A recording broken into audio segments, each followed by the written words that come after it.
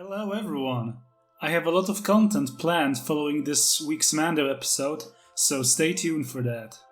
The recent Mandalorian episode was filled with Easter eggs, and I don't want to rehash content and talk about things that seemed self-explanatory to me, that probably you guys picked up on, so I want to get into more in-depth nods, references and parallels.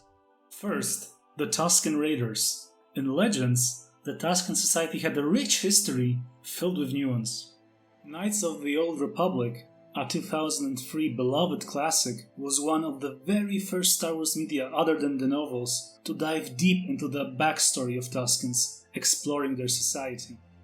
The game's protagonist, Revan, was seeking star maps scattered throughout the galaxy. One such star map was on Tatooine, guarded by a Krayt Dragon. Many suspect that Krayt Dragons are attracted to places potent with the Force. This may also explain why a Dragon Pearl is capable of powering a lightsaber instead of a kyber crystal.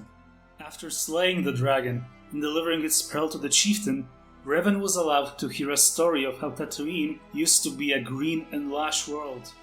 But then, the Infinite Empire arrived. The Sand People rebelled against Rakatan invaders, and as a result, the planet was turned into a desert by advanced weapons of mass destruction. And thus, the Sand People became nomads, remaining suspicious of any outsiders. Keep in mind that this is all legends, but creatives may draw from it as they please. Only a storyteller of a specific tribe may pass on such stories. If someone else tells a story and gets even the smallest detail wrong, the punishment is death, or at the very least, banishment. Tuskens are tribal and very rigorous with numerous strict laws and traditions.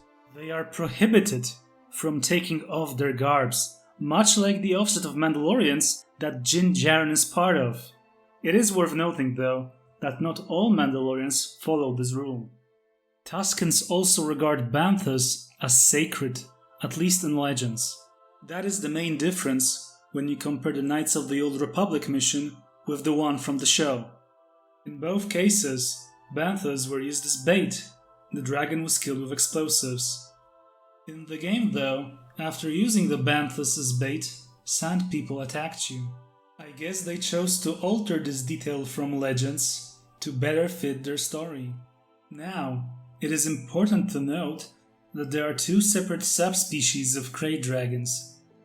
Standard Canyon Krayt Dragons, the ones that Revan slew in the Knights of the Old Republic, and Greater Krayt Dragons. The former have a lifespan of around 100 years, give or take. As for the latter, their life expectancy remains unknown due to how rare they are and how hard it is to track them, with them being able to submerge in sands and all. The dragon we saw in the show was a Greater Krayt Dragon. Slaying these beasts is close to impossible for most. Only a sand demon may hope to come out on top. A creature also hailing from Tatooine's fauna that was introduced in the Old Republic MMO.